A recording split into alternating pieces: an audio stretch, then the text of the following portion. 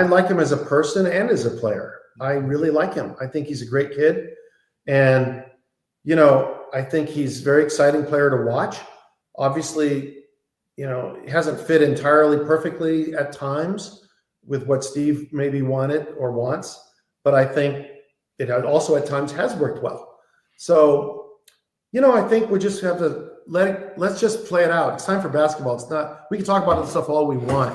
Mm-hmm. It's what happens on the floor that matters, and it's what happens going forward.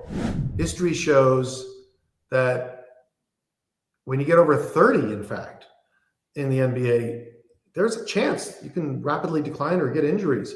And it happens more often than not. So I think there is a trend. But, father time is father time. And so my honest answer to your question is I would not have expected them to be playing at this level.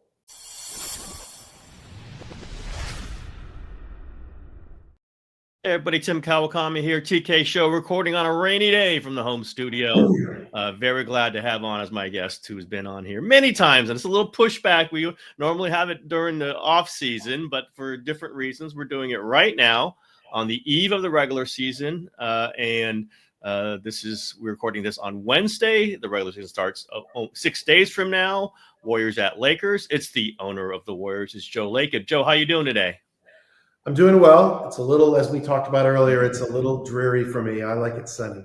Yeah, a little more energy when there's sunlight out. Yes. So we do have the season coming up. I just couldn't help but notice. I'm looking at some of the smarter kind of previews about the season, kind of the analytics based, and kind of contrary to Vegas. Like I think Vegas has you like at 47, 48, similar to where you finished last year with 48. These stats guys love this team, Joe. They're like 51, 52. I saw Kevin Pelton, ESPN, very respected guy. His model has you at 56 wins. Joe, I know it would be breaking news. Joe Lacob's positive about the Warriors, but are you feeling that sort of sense about this team, that this is a team that can be a 1 or 2 or 3 seed in the West? I think it can. I'm not going to make a particular prediction. Although I do at the beginning of the season every year. I'm not going to tell you guys. But privately. But, I'm not surprised, maybe a little bit. Was it Kevin Pelton that had Kevin Pelton, yep. Yeah, that might have surprised me a little bit. But look, I think we're very talented. I think we're very deep. I think we have something that we haven't had, which is 2 stretch fives that can really hit shots. We didn't have any for years. So I think you add that to the mix, that's a positive. Steph still looks great. Jimmy and Draymond and Steph obviously had a great start last year. I think everyone's hoping and suggesting that maybe that continues into this year. And the continued development of our younger players. Everyone likes to put them down, but Pods is a pretty darn good young player. Just to be on an NBA roster when you're drafted 4 years out, 3-4 years out is a good thing. A lot of them aren't. Go back and look at the statistics. So I'm not saying everyone's looking for that young guy that becomes a star, but sometimes that takes, a little bit longer than a couple of years for to happen. So you look at all those things, and I think we have the potential to be quite good. Can we win a championship with this roster? I think we can. The biggest thing clearly is going to be staying healthy. I mean, that's the obvious thing. We are at our core one of the oldest teams ever assembled. Ever, yes. And I'm going to be honest here. That's hard to win when you're there because the injuries do catch up with you. Just bad luck. Sometimes players get worse. All of a sudden, they're not as good. Just like players get better when you don't expect it. So when you've got 4 guys in your potential starting lineup that are over 35. Look, I can understand the criticisms by those on the other side, that you're going to be very subject to injuries and age in your play. So that could happen. On the other hand, we could stay healthy and be supplemented by the rest of the roster and maybe meet Kevin Pelton's target. I don't know. That's a nice target if that's where you get to. Obviously, you've got Steph and you got Draymond. And we've talked so many times that is the window. That is which as long as they're good, you've got to try to be as good as possible. Was there any discussions like, okay, we've just added Jimmy Butler, who's not young. do we really need to add a 39-year-old center? Is like, or shouldn't? And I'm the guy who got you to talk about 2 timelines. So I know I'm one to ask, but are you well situated past this year or next year? Has there been discussions just recently about where you need to be to make sure you're okay into the next era? Well, I could answer this a couple different ways, obviously.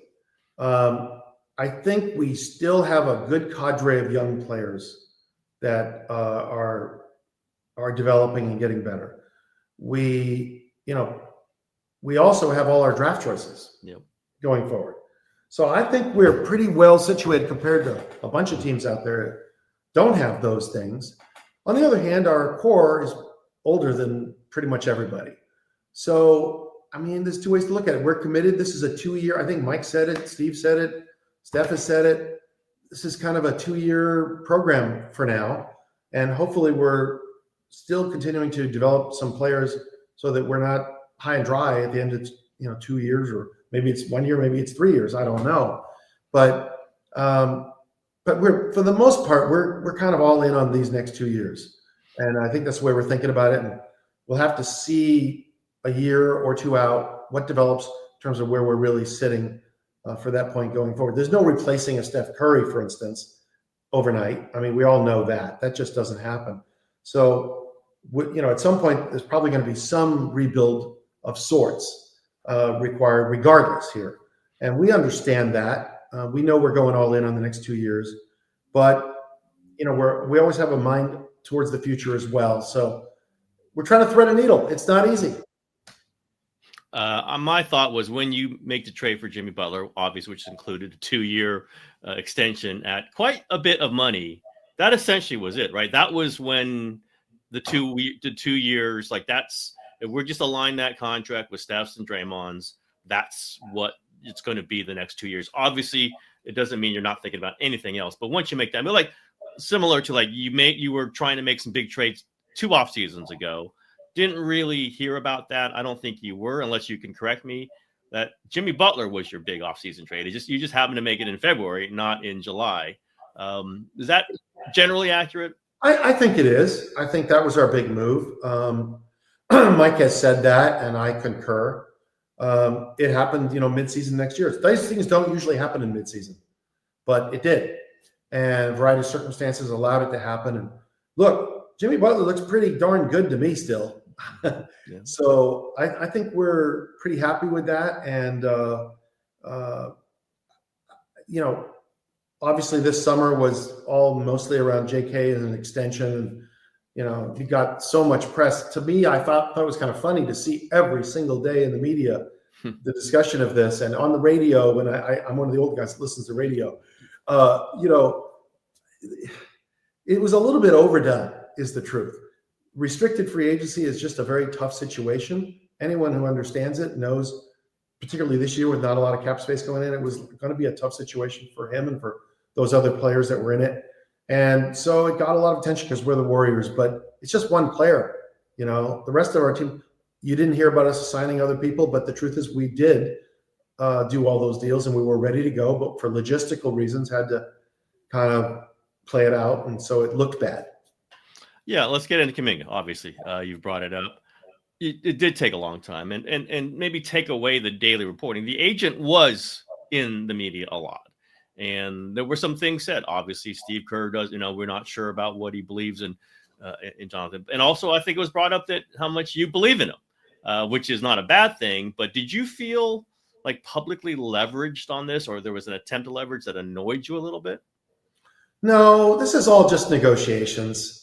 I mean, people have to use whatever they can use in a negotiation, and so they do. And it's like social media; you have to have a thick skin to deal with all this stuff. And I was annoyed that it didn't happen faster. I think it could have and maybe should have.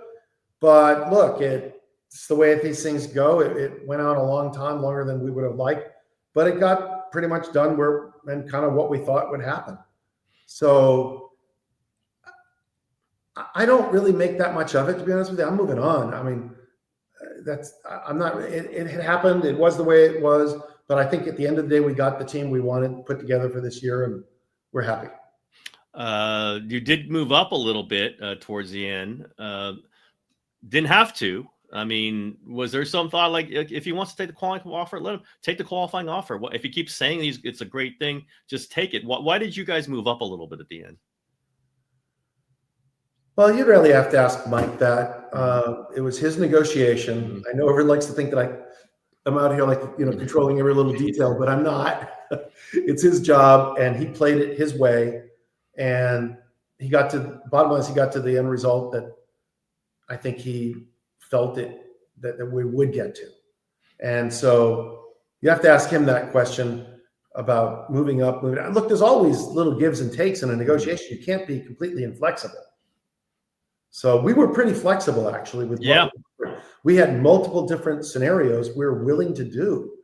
And the agent knew that, and JK knew that. And I think a little bit of this is they just had to decide what they wanted to do. And I think that was a hard thing for them to decide for whatever reason.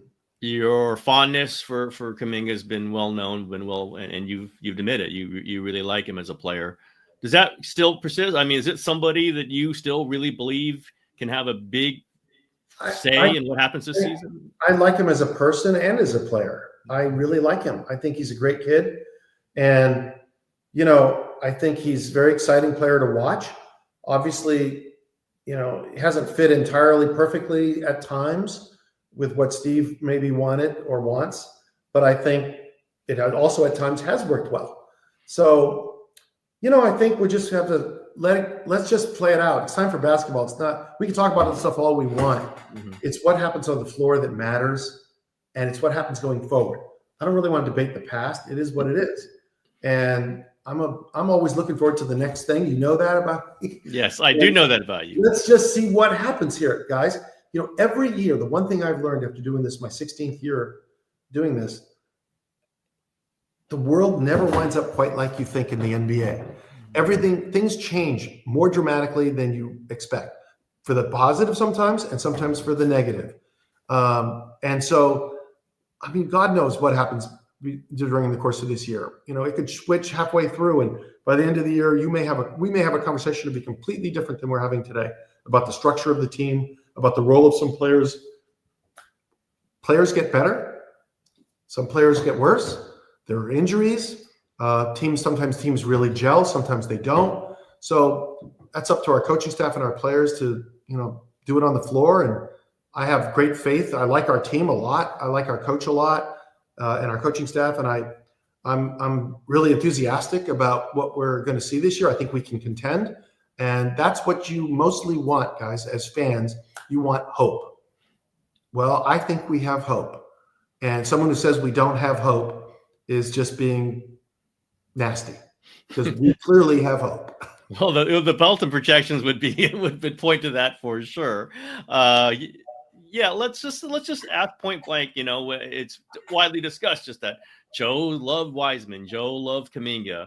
At any point, have you let that be known to Steve? I would love to see, let's just say, Kuminga get a real role, keep playing him 25 minutes. Is that a conversation that has ever happened or could happen? Yes, those conversations have happened, but they've happened maybe differently than you think. Steve and I talk, but look, I let Steve do his job. I mean, he's the coach. He's our 12th year as our coach. It's not like I'm out there firing coaches every year and paying 3 different coaches at one time. We don't do that. We're believers in continuity, and we're a believer in Steve Kerr. He's our coach. He's done a great job. He's won 4 championships. And so, we can have discussions. I can have input, but at the end of the day, he makes the decisions. It's his job. He coaches the team. And so, sure, we've had discussions, but they probably more varied than you think. And about other subjects besides just JK. No, only JK. Well, let's talk about that. Steve is very well known to be on the final year of his contract. He says he's the one who said, let's just not talk about it. I'm very comfortable with the situation. And he said, I maybe wouldn't have felt this way 3, 4, 7 years ago. Feel very comfortable about it now, but it's not tied to Steph's 2 years and Draymond's 2 years and Jimmy's 2 years. Joe, how comfortable are you to have Steve not sign beyond this year? I think he's earned the right to do what he wants. And I would suspect, and I haven't really had this deep conversation with him, honestly, at all. Really, Mike has. But I think Steve has earned the right, just like players earn the right for free agency to do what they want and be where they want and live how they want. And Steve's earned the right to do what he wants. And it's a long, being a head coach in the NBA is a really hard job. I mean, I don't think any of us would want that kind of stress on a daily basis. It is hard. And he has weathered it well, but it's also taken a toll. And I think there are probably times, I'm guessing, that he says, I need a break, or I don't want to do this forever at this level. Or in those times, he probably loves it. And he probably wants to coach for another 5 years. I think that's human nature. So I think he's just trying to figure out, see how it goes this year a little bit. And it could be during the course of the year he decides on a path that he'd like to continue, or that he doesn't. He's earned the right. I'm perfectly comfortable in whatever he wants to do. I trust him to be a great arbiter of all that. And he's going to treat his career and his players and his organization fairly. And we're going to do the same. Yeah, if it was up to, I know it's a hypothetical, if it's up to you, he came to you, let's do this for another year, you would be all on board for that? Another 2 years, another 3 years? I mean, I'm not going to commit to anything like that. I think the only thing I want to know is that he wants to do it, and he has the energy and drive and enthusiasm for it. That is a requirement I do need from him. I need it from my GM. I need it from everyone in the organization, and including me. Mm-hmm. I need to be motivated. I need to be enthusiastic. I need to be working my ass off every day. And if I can get that out of them, then I want them to be here. And if they don't think they can deliver that, then, or if we don't think they can deliver that, those are other options that we all have to explore. It's pretty simple.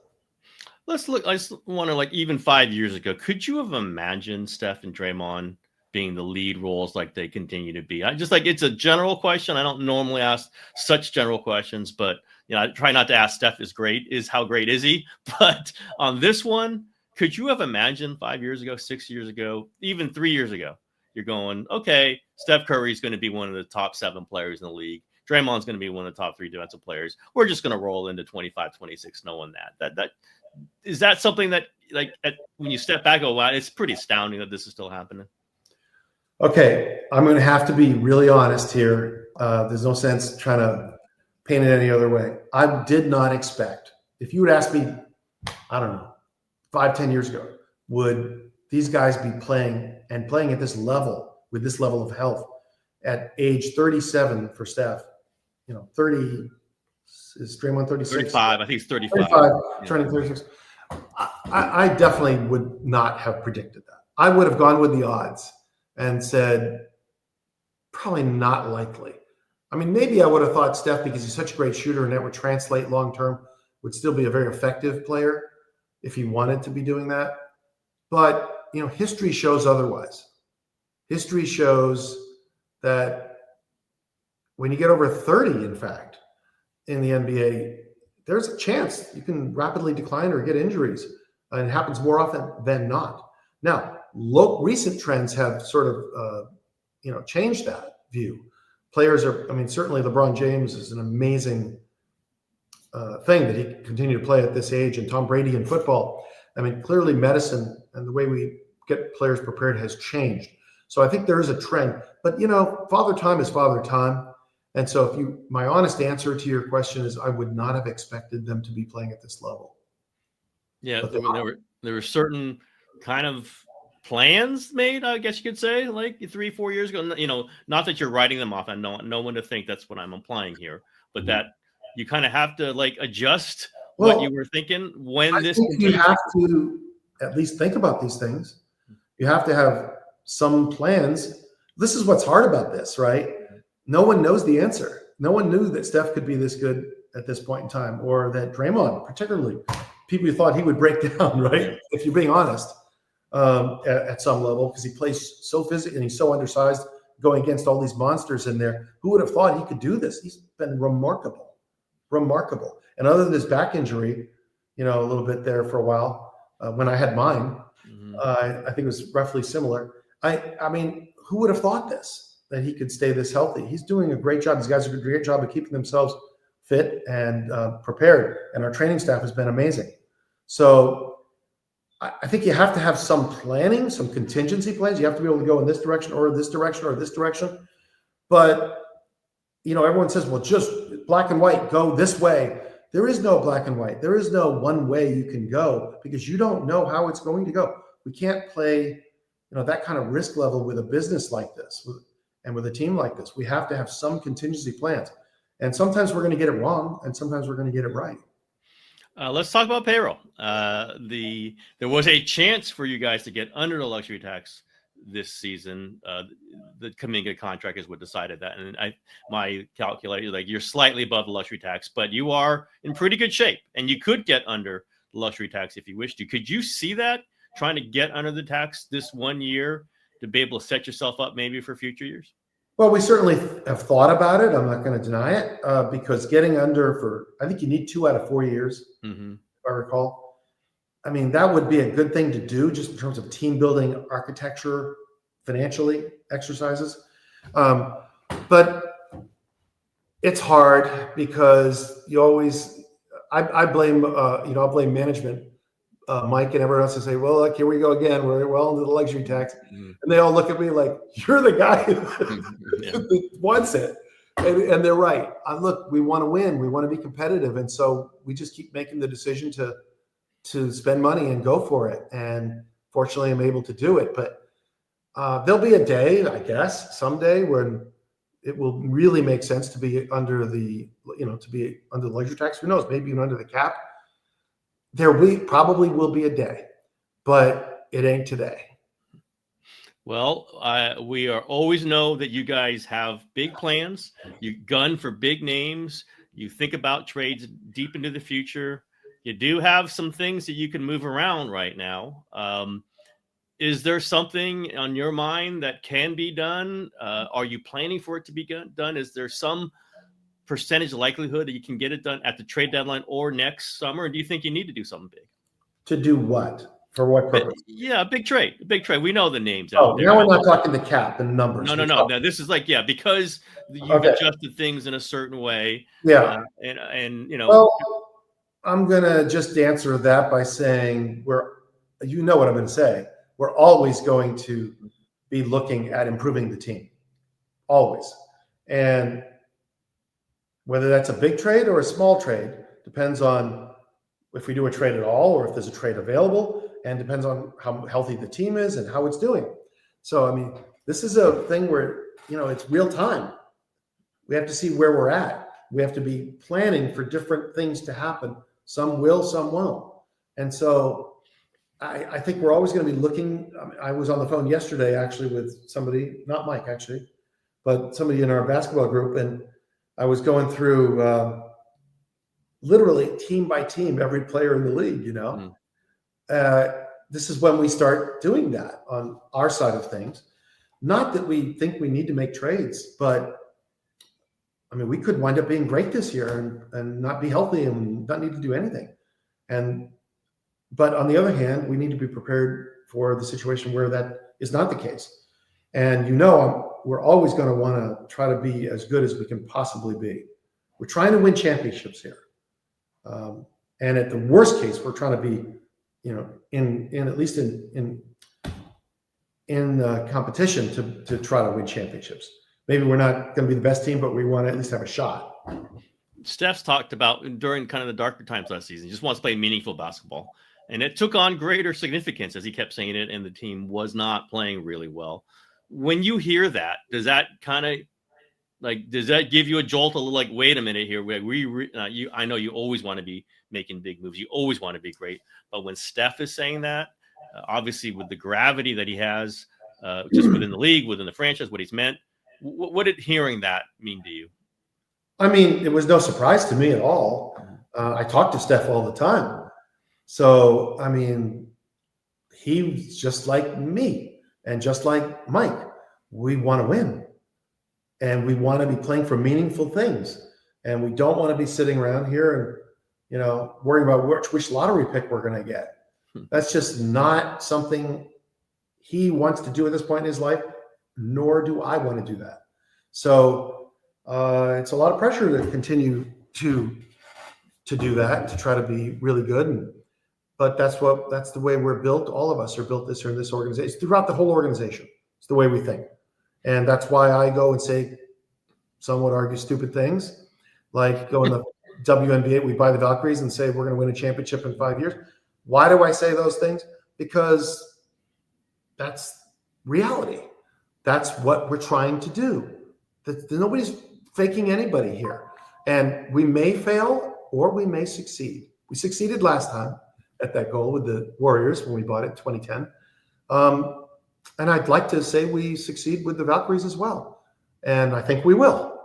So I'm an optimist. That's the other side of this. That is speak it into existence, the Joe Lacob story. There is something to that. Well, I'm definitely going to bring up the Valkyries later, but I will say Mike Dunleavy going into his third season now. It just seems like he's inevitable. Is he somebody that you have extended his contract? Will you extend his contract? I'm not sure exactly what the term he had left on his initial contract. Mike is, I think, halfway through his first contract, going into his third year. And normally we do these things with a year to go, if we're going to do that. But I really like Mike. I think he's a tremendous fit in the organization with me, with our coaching staff, with our player development, with our business people. He's just a terrific fit. And I think you can expect Mike to be long-term in his role here with the Warriors. So he signed a 4-year deal initially? Yes. Yeah, it's 2 years through a 4 year. Okay, it makes a lot of sense. Let's talk about the Valkyries. 1 year of the Valkyries. I was there for many of the games. Chase Center, even SAP Center for that playoff game was just really, I can just say this independently, was incredibly loud, incredibly fun place to be. Did it, speaking of existence, Mr. Optimist, did it exceed everything you had? Obviously, first playoff expansion team to make the playoffs in WNBA history. Just what did you get from that first year? One of the most fun things I have ever been involved in. One of the best startups. I've done a lot of startups in venture capital. That was my background. One of the best startups I've ever been involved in and helped do. Just such a fun thing. And I want to say, first of all, before I say anything else, our thank you to our fans. And I am not just saying this. This is not patronage. They were incredible. The Valkyries fans were unbelievable. People came to those games, and Tim, you were there. I don't think I've ever seen anything quite like it in professional sports. I mean, at the end of the game, 18,000 people, and we sold every seat, every game. 18,000 people, whether we won or lost, standing there cheering for their team. It was remarkable. I want to thank you to the fans because, I mean, honestly, it was incredible. Just a fantastic experience for all of us to be a part of, and we want to continue to do that. We want to continue to build it. Did it exceed my expectations? Yeah, it did, and that's pretty hard to do.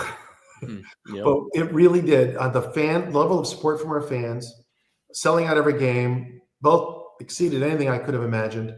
I knew I hired a good coach. We hired a good coach. She even exceeded my expectation. Won Coach of the Year. The first year. Our players were, arguably to a lot of people, no names, no stars, exceeded my expectations as well. The way they played together, the way they came together, the way they improved. I mean, really, it was a spectacular first season. I'm still reveling in it, how much fun it was. And that is the kind of thing that gets you really pumped when you're me and you spend all your time.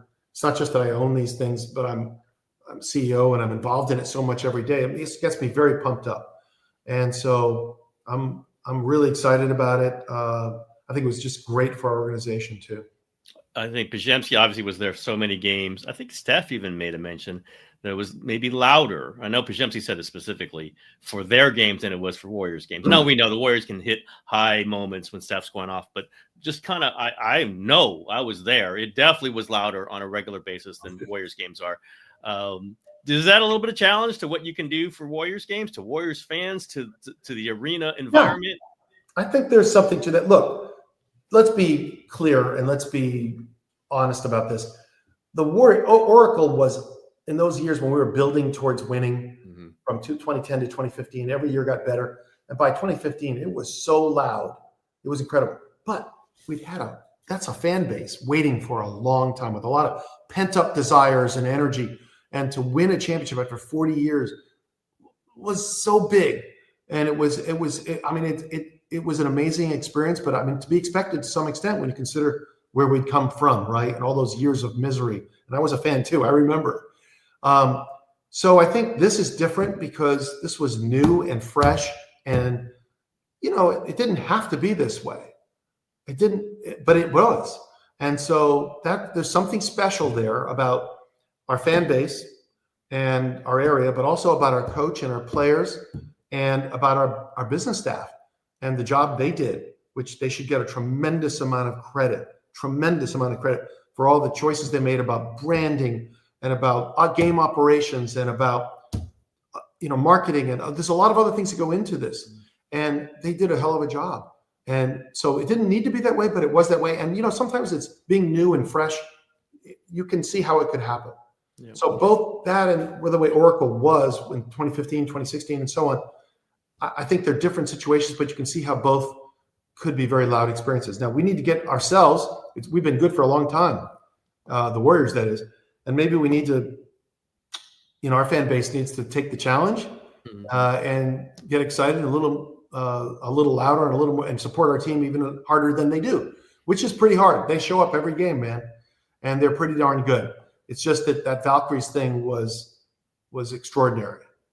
Yeah, reminded me that it wasn't when you're the owner, but the we believe is what also reminded me of. It was that pent up, I can't believe this is happening. I've been waiting for this for decades kind of moment. So, and that doesn't happen all the time. We'll see if it continues at that kind of ferocity, but it was fantastic to be a part of it. It really was. And I know why it happened. We all know the Labor Cup had been booked in advance of even buying the team, but safe to say that all future home playoff games for Valkyries will be at Chase Center, not have to be moved around because of scheduling reasons? I think it's safe to say that. Okay. Definitely some news around the WNBA, and I'm not going to ask you specifics you can't talk about, but the commissioner, Kathy Engelbert, certainly, that was a pointed critique by Nafisa Collier, who very, very important player in the league. Other players certainly have backed her up, questioning and saying that's the worst leadership in the world they have. What's your feelings about Kathy Engelbert's position and the job she's done? Well, I don't really think I should get very much into this because, we've only been in a team in the league for 1 year, but I think that objectively from the outside, you should give her a lot of credit for relative to previous administrations in terms of the advances the league has made. I think that was a little unfair for Nafis to go as far as she did. Having said that, you have to listen to your players, and it's possible there's some reality to all these things. I don't know the answer to all this, and I'm trying not to get involved in all this. But look, negotiations get heated sometimes when you're on different sides of something like this, and we all know that through history and whatever business it is, union and management. And so I suspect we'll go through a tough period and it'll all get resolved, and we'll have a nice, big, fair deal for everybody, and people will be happy. The flashpoint, at least publicly, has been the officiating. I will say my own thoughts. I think the WNBA officiating is very poor. There's some good officials. There's a lot of bad ones. I guess that's a little setup question for you, but I know you can't answer too specifically. But what's your sense of the officiating? I know Natalie Nakase hasn't been thrilled with it at times and got fined for her comments about it. What's your general thought on the state of WNBA officiating? Well, you're talking to the wrong guy, honestly, to talk about, complain about officiating. If you've noticed over the course of the 15 years I've been involved, we've been involved, I don't really ever say much about officiating. I can't even remember if I've ever really, maybe once, made some comments where I was so upset or whatever in the moment. I think it's fair to say we need some improvements in WNBA officiating. I think it's fair to say we need some improvements in NBA officiating. It's not always perfect if you would believe what people say. I personally think that the league tries really hard to do a good job on both. I mean, I've been on competition committee in the NBA, and I know they're working really hard to always improve it. It's a hard game to officiate. There's a lot of things moving really fast out there. I'm not trying to cut anybody any slack here, because where there needs to be improvement, there needs to be improvement. And there's some justification for some of these comments, perhaps. But I don't really get involved in this. I mean, it is what it is. I can't control it. And I always tell Draymond that. Yeah. Some things you just can't control, dude. What do you, and it's hard for him because he's in the middle of it. And I understand it, but it's just not something I focus on, to be honest with you. People are trying. You brought it up. You are coming up on you and Peter's 15-year anniversary of buying the team. November of this year, you will be 15-year owners. I remember all that. It doesn't seem like that long ago, Joe. How do you just kind of accept that this is going to be 15 years of you and Peter owning the Warriors? It is hard to imagine that it's gone by this quickly.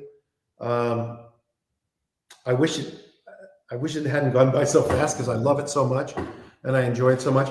But I guess what I'm looking forward to is, I think we've had a pretty good 15-year run. I guess you could be critical of certain things, maybe. Not a lot. I mean, when you've gone to 6 finals and four titles, that's pretty good. Sometimes when I get these comments on the social media or internet, and they're very personal, sometimes I will respond. I've been known to do it. I don't do it very often. Yeah. If they're really nasty, sometimes I fire one off, not on social media. Okay. But and I always come back with the same line, which is, I thought 4 championships was pretty good. I don't know anybody else that's done that in the last 10 years. But look, I have a high standard too. I want the next 15 years, which I plan on doing this for, to be every bit as successful as we have been. I always look to, of all the great NBA owners, I try to compare yourself to your class. And, Jerry Buss had such an amazing record. I think it was 16 out of 33 years he made the finals. Is that right? I think that's right. Yeah. Which is an incredible thing. I don't know that we can achieve that. It's going to be really hard mathematically at this point. It'll be very hard, because it's just really hard. You have to have multi-generations of great players. And it's tougher maybe than it was before too. More parity. The commissioner wanted it. He got it. And so, but we're going to try to strive for the next 15 years to be as good as these last 15 years. And I'd be pretty happy with that. I'm looking at all these forecasts, and I'm thinking people are going to start knocking the Warriors. Oh, they're too old. They're going to get hurt. They're too old. I'm seeing 51, 52, 56 wins projected. This is unique. I'm not used to. I was a little thrown off by that. You were thrown off by that. What's what's your prediction, Tim? Not 56. I'm going to have to do it pretty soon. But I mean, I'm fairly optimistic. I saw 31-11, including the playoffs, after the Butler trade. That is a sizable chunk of the season. We saw it work. It can work even better. I don't know how. I don't know how Kuminga is going to fit into all this, but he could be additive for sure, beyond what he was after his ankle injury. I'm thinking 51. It's going to be a tough. 51 might be. It might be the 3. It might be the 7 seed, right? It's all jammed in there. Everybody was jammed in there last year. Teams are very similar. Like Kerr was naming them off to me. He's like, there's 10 teams. I think he mentioned 9, but there's like 9 teams you could talk about being in the first 4 to 5 seeds. So, true. 1 or 2 wins. That's why regular season, like, this 2022, you guys get off to that hot start. It just sets you up. The whole thing sets you up. Can you do that again? You started off hot last year too. Then it kind of fell off, very much fell off. But I think you got a regular season kind of roster and a postseason kind of roster. I guess I'm kind of writing my column right now. This might be the best you've been set up since 2022, and we know what happened then. Right. It doesn't mean you're going to championship, right. But I can see the regular season and I can see the postseason, and sometimes I can't see one or the other. I do see both. Doesn't mean OKC is obviously incredibly strong. Denver is going to be brutal to try to take out. And if you're in the West, you might have to take out both of them. That's going to be very hard. But yeah, I see 51. I haven't really thought it out in depth. We got a phone call. But I think 51 sounds about right to me. I'd go over the Vegas, which is what I think 47, something like that. But I thought I'd be over Mr. Optimism at 51, and I feel like it sounds a little pessimistic when I got Pelton throwing up 46. I think he's got you like 56. 40, He threw out 56. Yeah, 50. I'm sorry, 56.